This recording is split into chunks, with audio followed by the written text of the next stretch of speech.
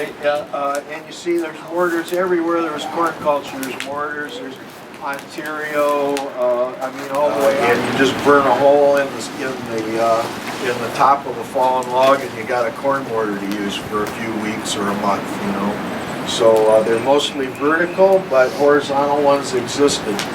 What I don't have a picture of here, and I have not found anybody who has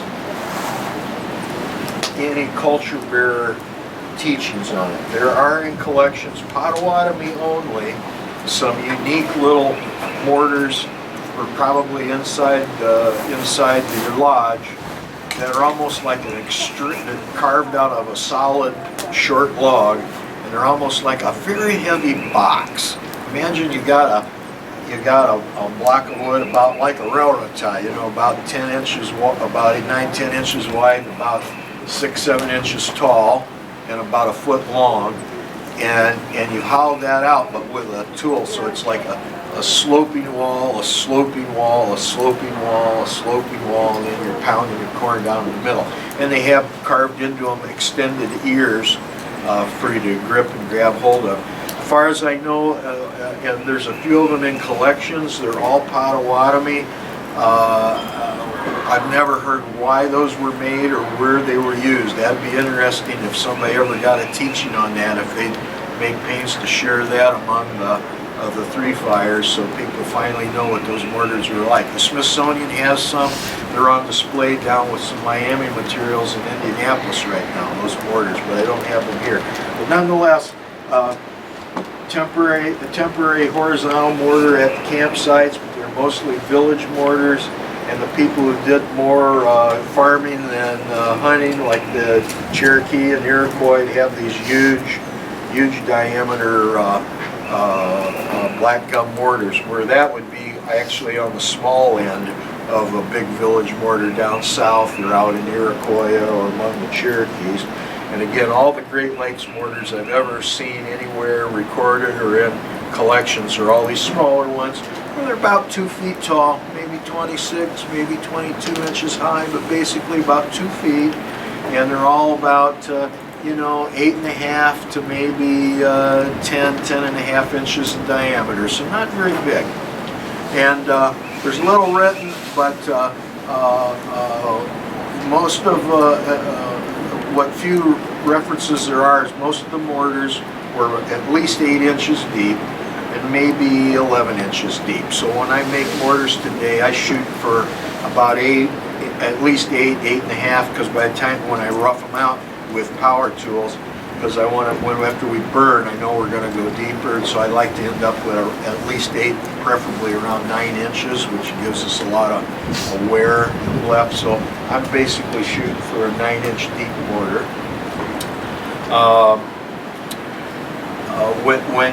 On these, one of the advantages these big village mortars have is sometimes when you pound, especially if women really get vigorous at it, why dust will lift up, edible flour, and drift out.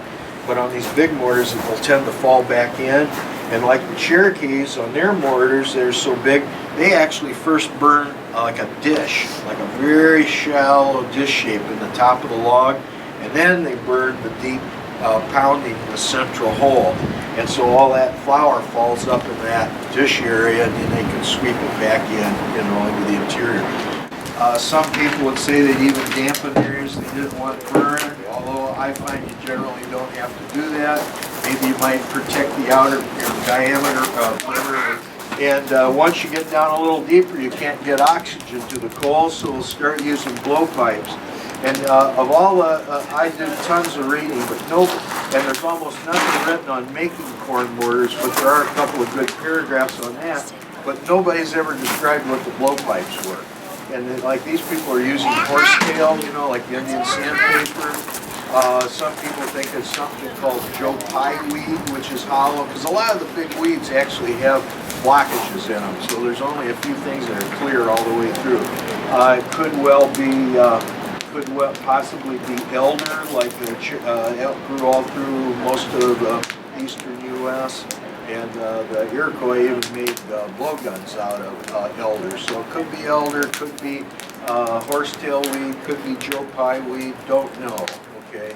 But that's to get oxygen down to where the coals are at to keep that charring and going, So anyway, and you see there's mortars everywhere. There's corn culture, there's mortars, there's Ontario, all Cherokees, and the Six Nations in New York. And many of the extreme southern tribes, like the Choctaw Creeks, the Cosaadi, those people down south, they had and Seminoles, they had big, round, tall mortars. We're up here in the Great Lakes, the Miamis, the Potawatomi, all the Three Fires Potawatomis, Odawa, Ottawas, Chippewa, Ojibwas, all tend to use smaller mortars like these over here, and the materials change. So we're right here in Pokagon Bend. We're at a transition area between some of the best mortar materials.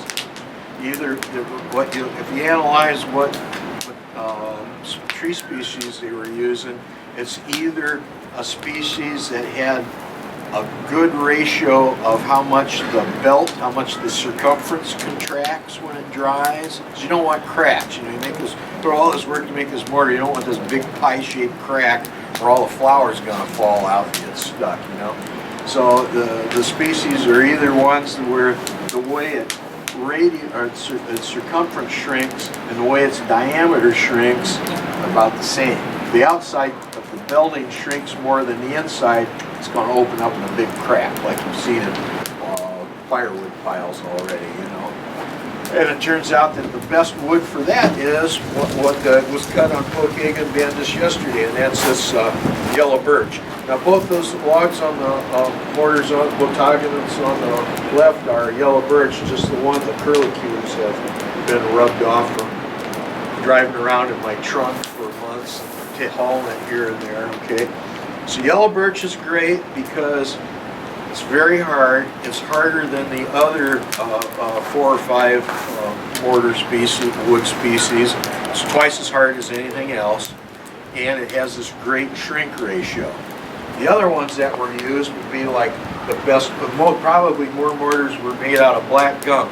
So black gum grows about up to Grand Rapids, but very spotty, and along the Canadian side, just near the shore counties of Lake Erie and Lake Ontario, but not most of Canada.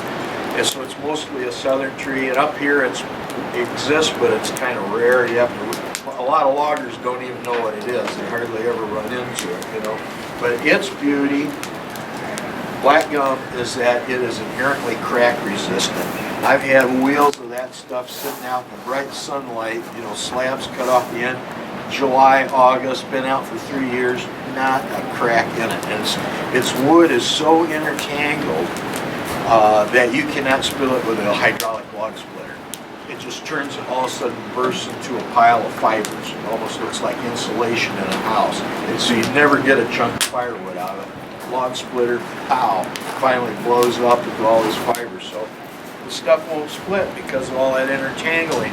Another one, and I have not made them yet, but sycamore supposedly has not as much intertangling, but somewhat good. So basically what you'll see is from about here, the yellow birch goes about as far as Fort Wayne, but very to the south, the Wabash River, but very rare.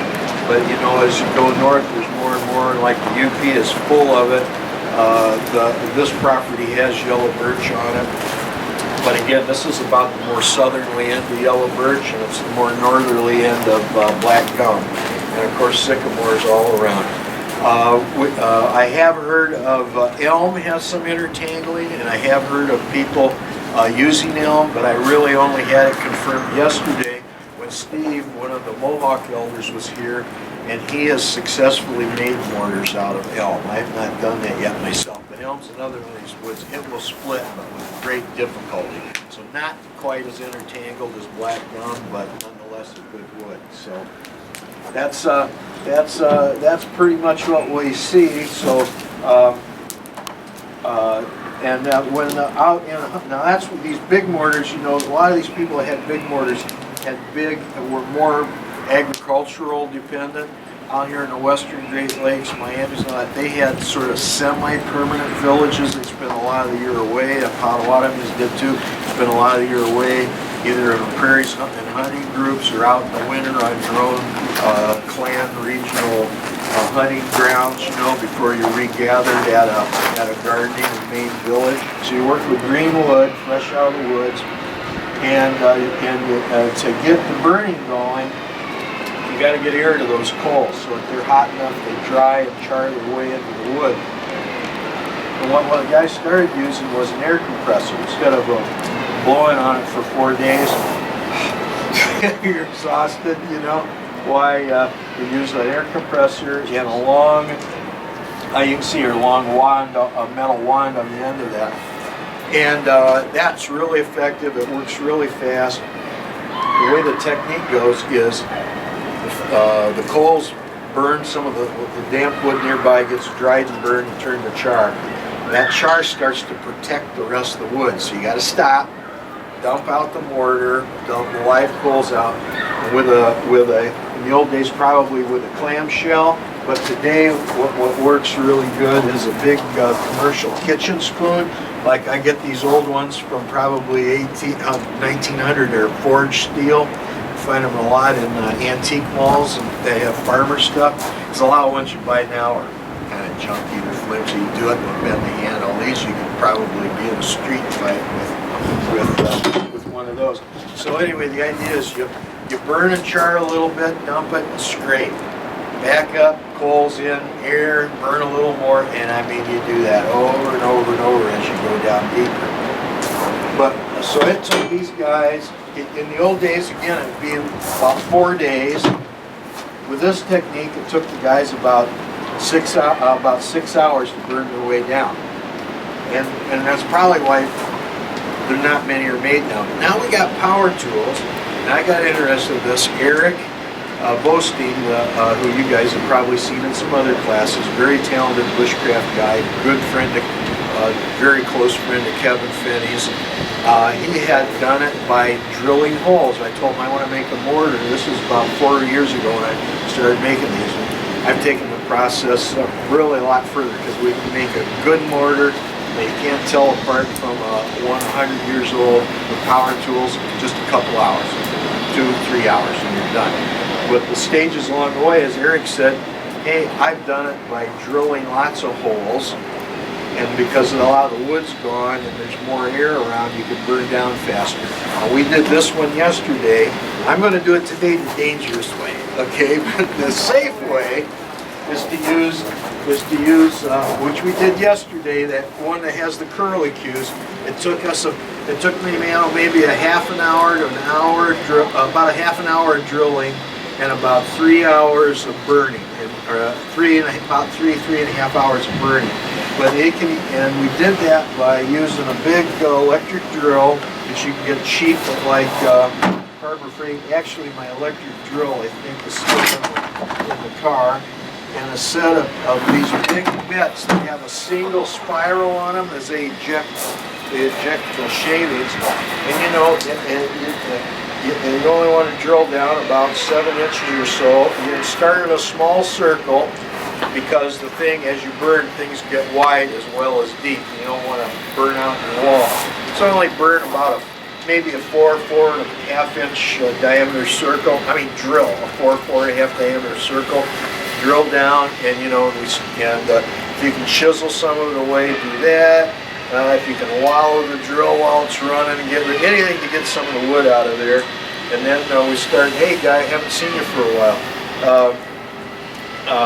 We start burning, and again, because a lot of the wood's gone and there's places for air to get around, the burning goes a lot quicker. Instead of about a 5-6 hour burn like we did it without any drilling aid, you know, again, that was done just a little over 3 hours. We got all the way down and finished on the inside.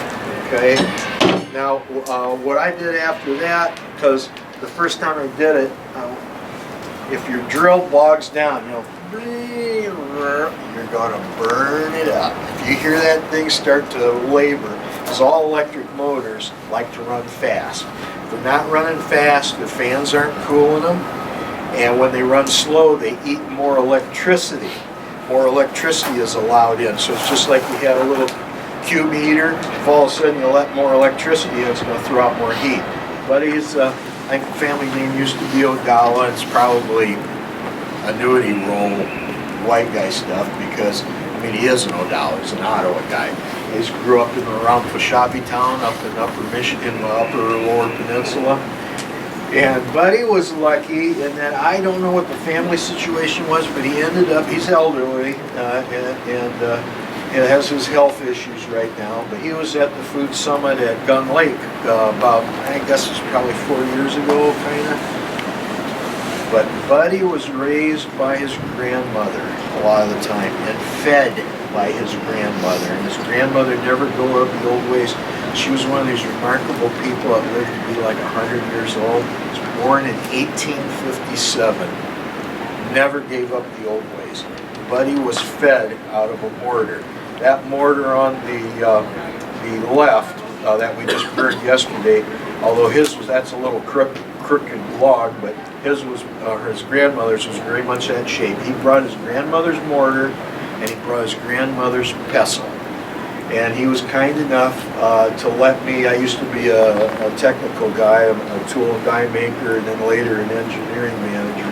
I kept all my tool and die tools. He let me go from one end of that mortar, inch or pestle, inch by inch, and copy his beloved grandmother's mortar that he was fed and grew up out of the food that came out of that, you know. So Buddy was had a lot of childhood memories about mortars being used. And one of the things they did, even though these are small mortars, his mom and his grandmother, they usually just have beat very light strokes, where you'll see like in Africa or these Iroquois grow, they'll really wail into it. Well, if you do have one of these little mortars, a lot of flour will get out.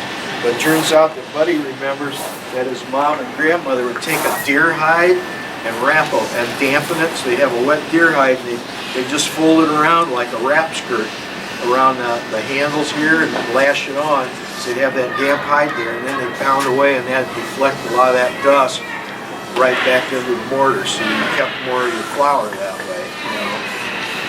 And of course, I had in fact, she might be here today. She was here yesterday. One of the Potawatomi well-known basket makers, Jenny Brown, of Three Fires. The Anishinaabe mortars are about they're about 10 inches and maybe 2 foot tall, 24 plus or minus, a little shorter, a little taller. You get into the Iroquois villages, you know, like the Six Nations or the Cherokees, they have these big, that is almost even a little small in diameter for an Iroquois or a Cherokee mortar, you know, this big one here. So what we learned from Buddy is he brought his grandmother, he still had his grandma's mortar, and she made him all kinds of foods.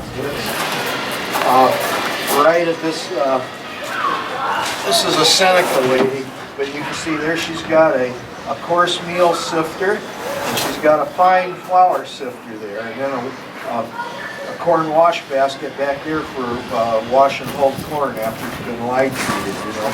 And you got your sifter basket here because you sift, and if stuff doesn't pass through, you throw it right back in the mortar and pound it some more. So, you know, like this morning at breakfast, those of you, there'd be a coarse sifter, and so the nice big chunks or big grits that would come through that would go into like the hominy, the mush we had. You know, I don't know what we really want to call it hominy. I never hear natives use the term, you know, but basically a whole corn mush that we had this morning. And anything that doesn't pass through goes right back in the mortar and gets pounded again. But like if you're also doing like something that needs finer flour, like for boiled bread, which is very common. And the only people I know still doing that are the Oneida women up at Green Bay. They were down at the food summit a couple years ago, and they made boiled bread. So what happened is, you know, you spend a lot more time pounding your flour, and then you use a fine sifter basket like that, you know. And so again, anything that wouldn't pass through that go back in and get repounded again. But so then that flour, you know, they could gently dampen until you get a paste that usually mix in all for other flavors like red beans, or maybe blueberries or strawberries, whatever, and make these nice wheels of, you know, I guess the German equivalent from my background would be dumplings, you know, so instead of big round ball dumplings, you have these wheels of boiled bread, just gently with a paddle slide them into boiling water, and you know, after they're done on the inside, they magically point, pop up and float, you know, they're done. But anyway, that all comes out of a corn mortar. The other interesting thing is one of the great protein sources that really is the best tasting nut, arguably the best tasting nut in North America, are hickory nuts. The downside is it's almost impossible, it's virtually impossible to get them out of the shell without them being crushed. And you folks have had pecans, you know, pecans have a great flavor, but if you're eating them, all of a sudden you notice a second or two after you bite into that great flavor, you get this, you know, it's kind of wrinkling up your mouth and tongue, this sort of acrid aftertaste. Hickory nuts taste like pecans, but no aftertaste. There's none of that. I mean, it's like really a beautiful nut. But you can't get nut meats out of the shell. The shells are so intertangled, it takes, you know, like a squirrel or a chipmunk to be able to work through all that stuff. So you drill lots of little holes, you put the coals on top, the wood dries quicker, you can do some carving, and it just burns out a lot faster by drilling all the holes. But the way I really like to do it's with a chainsaw, okay? Because then, when I get really good at it, and it's a good day, I can have a mortar ready to burn in about an hour and a half. In about 2 to 3 hours, we got a finished mortar. I'd like you guys to take a break and come over, any of you haven't felt it, feel on the inside of these, because there's something that's going to surprise you. But you guys all come over. You should just take a turn, rub your hand in there, because everybody, including me, this will surprise me. That one will feel a little fuzzy, but I'll feel this one behind you there. I'll feel in there once.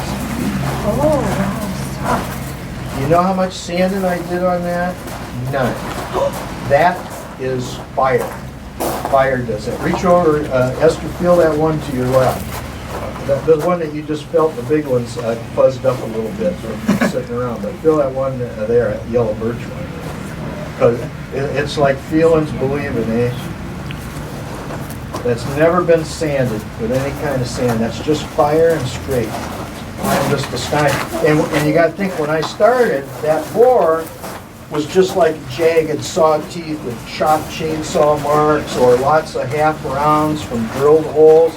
Burns that all away. As you scrape, and the pokey, high-rising rough stuff is the first stuff that gets charred. You scrape that, it gets charred again. Pretty soon you got a round, after about 3 burns, you got a round hole. But it may not be big enough. So you burn more, scrape more, burn deeper, deeper, deeper. Before I had made my first corn mortar, I'd made some sugaring troughs, same way chainsaw, and you can imagine what the inside of that looked like from a chainsaw. About an hour, whole thing is just beautiful. Iroquois, when they have big mortars, but a lot of times they're dished in. It's like they must burn a dish first, big, and then burn the hole, because when you pound, a little bit of flour goes up, you might lose that. But if it lands in that dish, you can scrape it in. These smaller mortars, you're going to lose some flour. But Buddy's mom and grandma take a deer hide and wrap a damn deer hide. This does not appear, there's so little written on mortars, it's amazing when you think that every family had one. Every family, from anywhere people had corn, they had one of these. But Buddy still remembered mom having a damp deer hide wrapped around her pestle to help trap some of that flour, dust, and force it back down into the interior. So, you know, these are the kind of teaching of getting lost. I know Buddy's not been well. He darn near died a year ago, but, you know, we were writing this stuff down when these guys talk. So, the other interesting thing is that most mortars are plain on the bottom. But Buddy remembers when he was a kid, that some of the families, if you turn their mortar upside down, maybe like the size of a real big grapefruit. Imagine you had a big grapefruit cut in half. It's a shallow hole down in there. You know, ladies who go to lake shore or out in the woods, you get certain kind of herbs and that they use for spicing their meats and stews, and they grind that with a small mortar in there. So you use one side for herbs. That is not documented anyway. He's the only guy, you know, that knows about that. I've only made one mortar like that, where I put one on the other side. He also told me some people hollowed out a lot in the mortar, so the ladies didn't have so much weight to lug around, you know. So that's kind of an overview. The bottom line, what we got to do is get a hole in there.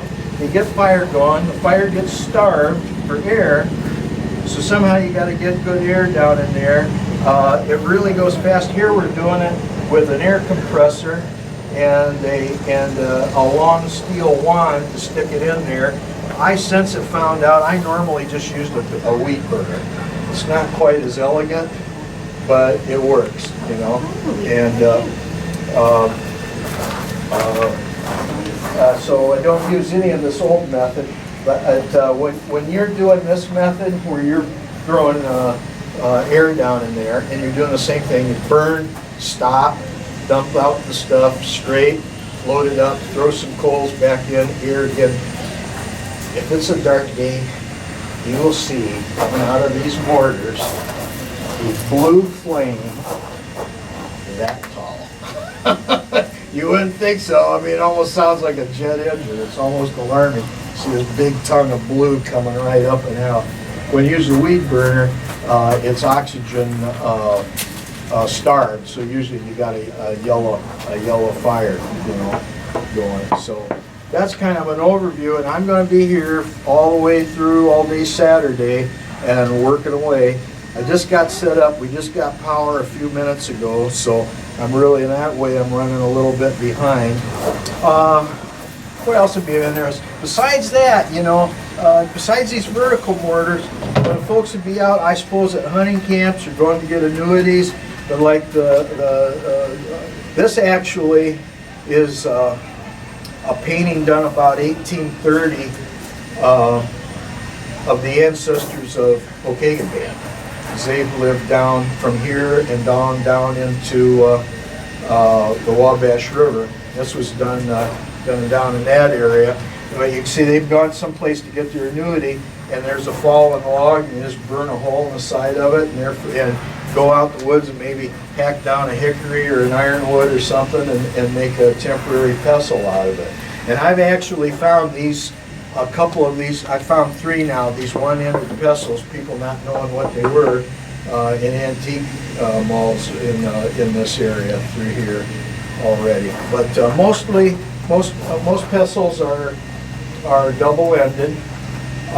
In the western Great Lakes here, the Ojibwas, Miamis, Potawatomis, Ottawa people, Ho-Chunks, all the pestles are about that size, and it's kind of a small range of pestles. When you go out to see Iroquois pestles, or here like Choctaws down south, look at that lady, that Seminole lady.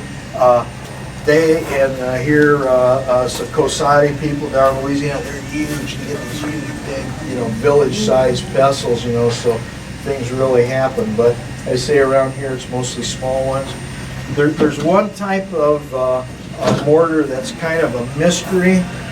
Maybe you guys will have some ancestor that knows something about them, but if you look at the Smithsonian, mostly it seems like with the Potawatomis, there are little baby mortars, portable.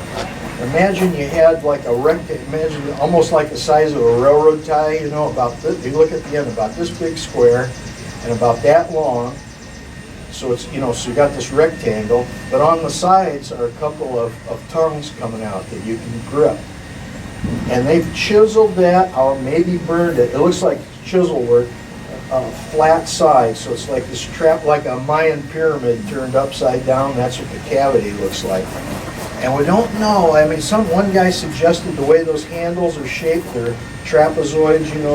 They're wider outside. It maybe because Potawatomis and Miamis had horses. Maybe it was something strapped to your saddle, and go off to some remote place. But they had little ones. We don't know when. If they were just used like for winter hunting camp, what it was, because mostly it's these big vertical ones.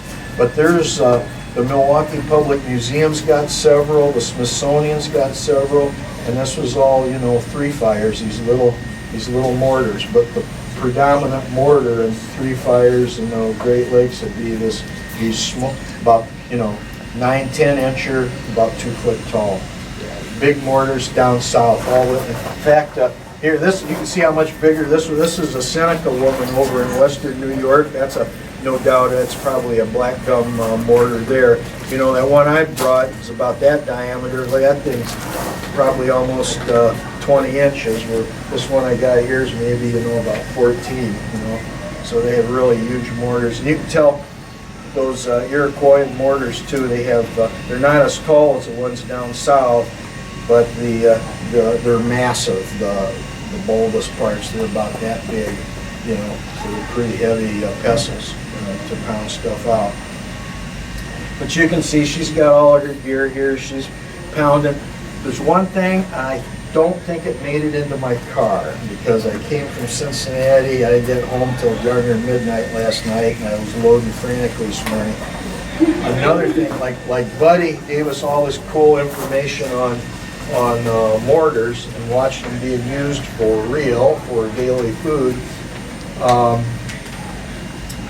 Roger Cook, who taught me how to make bows, when I went out to Onondaga Res and tooled him up to make mortars, I did that because he's interested in it because his dad was a pestle maker. You know, those could be pestles from his dad or his granddad, you know.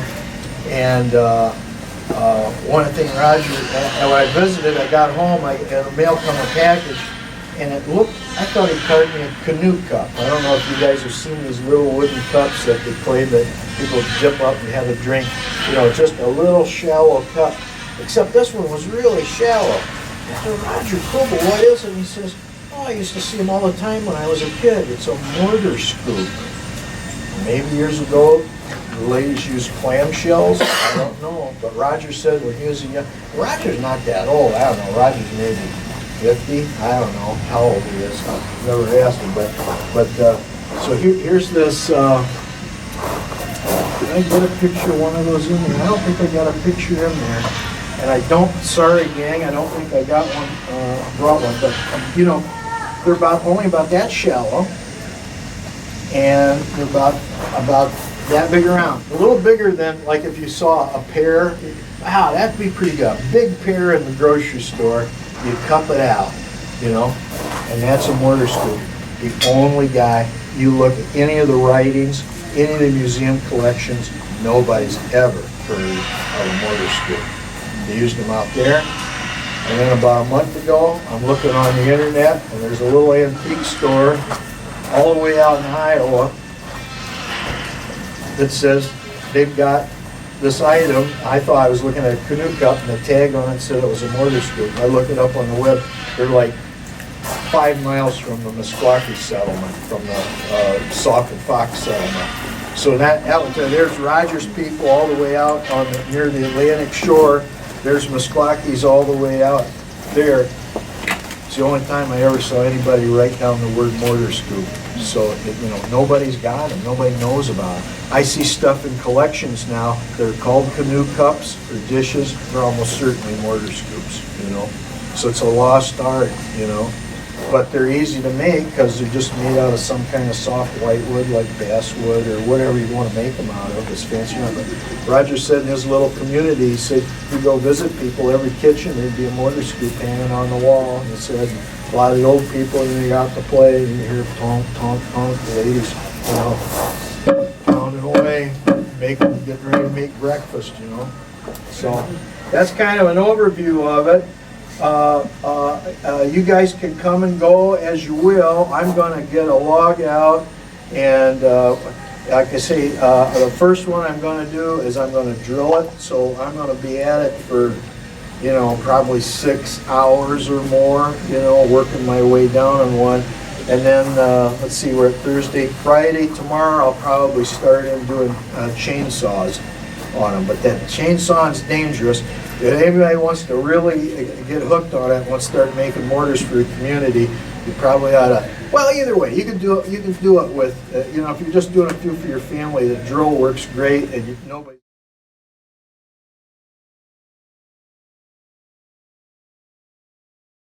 It's as we go deeper, more and more of the side is going to burn. You know, so we're going to be at this a while. As long as that's spinning hard. Do you want me to hold that log for you? I don't. Actually, that's why I brought that bench. I was going to do in chainsaws because one of the ways you get hurt with any power tool is the item that you're working with jolts or twists, and then the butt binds on the saw or drill, and then it throws the tool at your face that maybe has sharp metal or something on it. You know, so it's good to try to secure stuff. When I do this with a chainsaw, I just lay the thing horizontal right on top and strap it a couple places so the thing's sure not to get away. Let's see, let's get that around.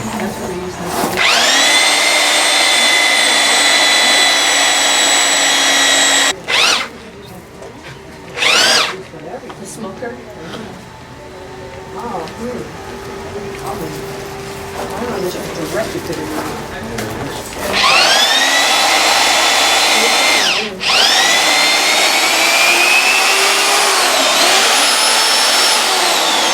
You can see when I burned up my other drill, look how that got blue. That color blue meant that steel was 600 degrees.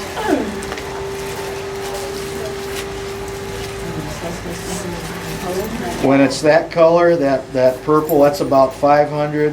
That light yellow there, that's about 400. It's stuff you learn when you make tools or knives or punches from punch presses. And I'm just going to, like I say, I'm going to try to drill about a 4-inch pattern here. If I get it going the right direction.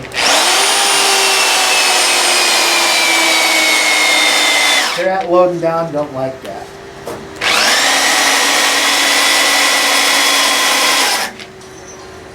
Going back out. I just got out of the hardwood. I was in some of that softwood, you know, and it wasn't lifting chips out. But I could almost get burned on that.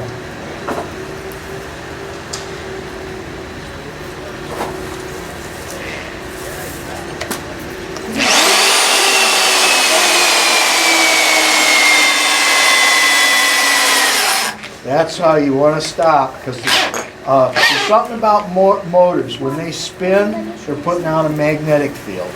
And that magnetic field limits the amount of juice you're sucking from your wall plug. You're going to get burned out.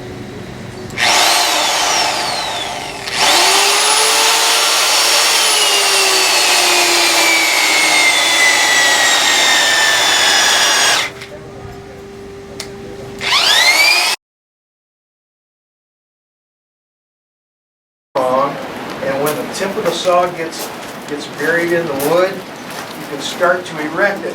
It can't pop out at you because it's going to hit the top interior of the log. You get it up, and you can start going right in. Once you get it erected, start going in, it's pretty much foolproof. You can bore right into the interior.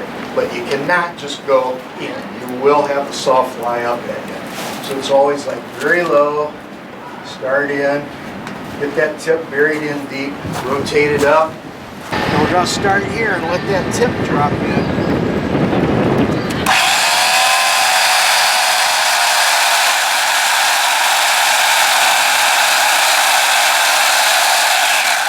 Right about there, it's going to be safe to erect it. See how that far that's in?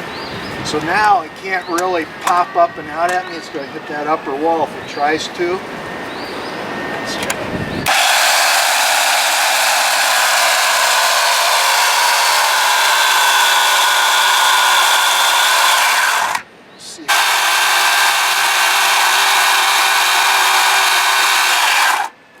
I'm going to start another one.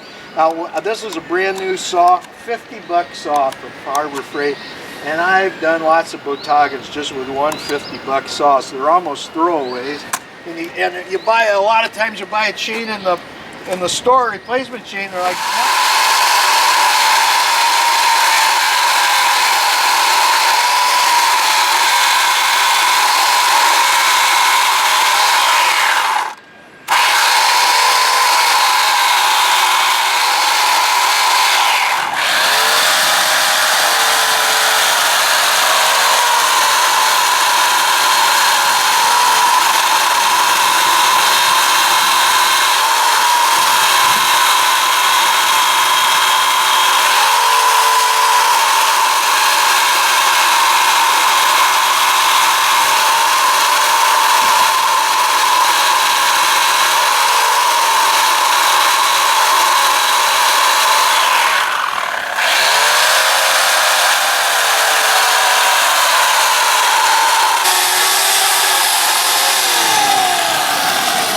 back my way down to that.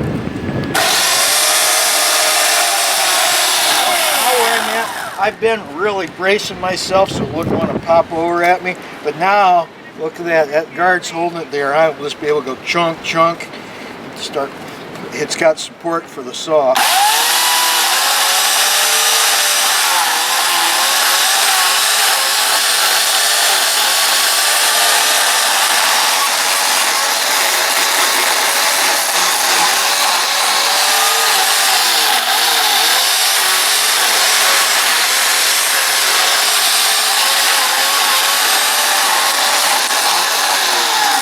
We're already down to a depth that'd be a good hour of burning right now, you know.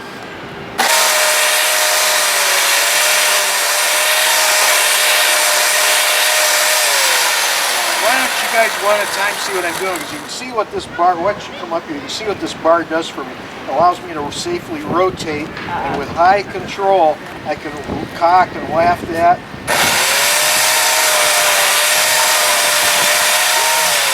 Like using a big Dremel tool.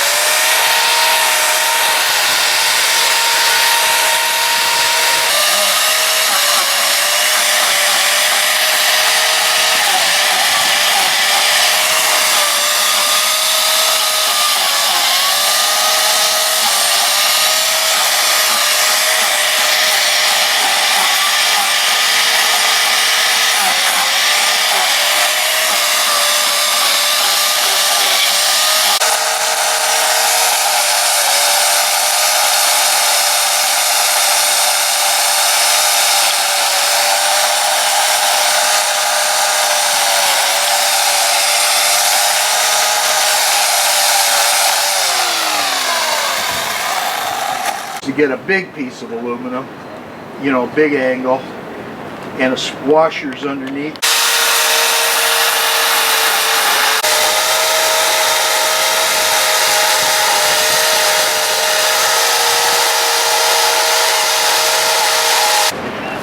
You only got amazing. One mistake with a chainsaw, that's all you're allowed.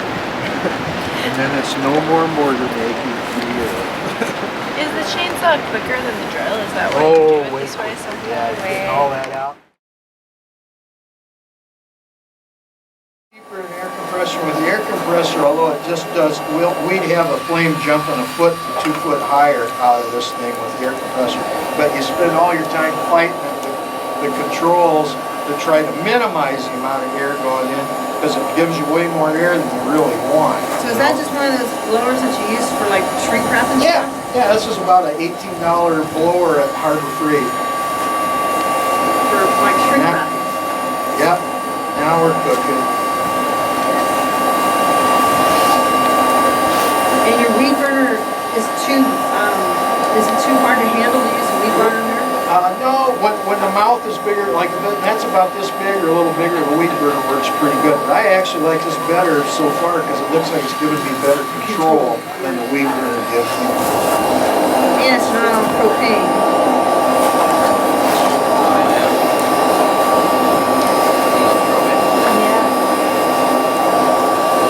It's turning out good. Burn more again.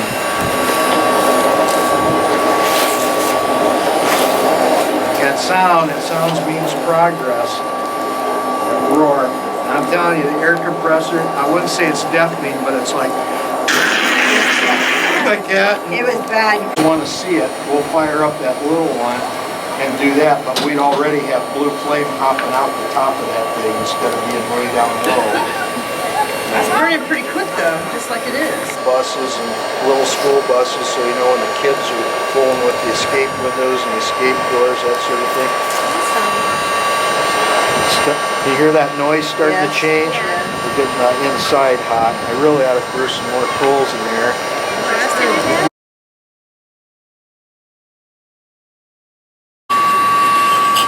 So I see you have a propane tank over there. It looks like a propane torch. Yeah, I can use just that big weed burner. Burn it Just straight throttle down. it way down. Make sure you got one where you got control. A lot of them that the Chinese sell have no control. Yeah, we on. have one and we doesn't have any And control. what's nice about that one, it has a low speed, and you pull a lever, and it throws a big flame out. So you can throttle that little one down, so if you lay the torch down on the gravel, it'll stay lit while you scrape. And when you know, this is a curved chisel, but you know, if you got a narrow flat chisel, a 1/2 incher, yeah, you're gonna knock that off. It's gonna look a little ragged, a little bit, but just think fire's gonna clean that up right away. So you don't have to get a super rare curved chisel. I just happened to see one of these in an antique mall, and the price wasn't too scary, so I bought it. But just an old 1/2 inch should probably work.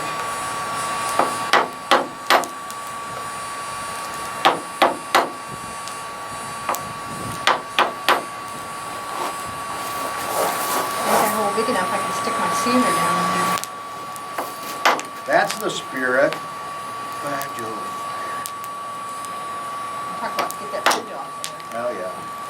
That looks I'm better. sure you're thinking.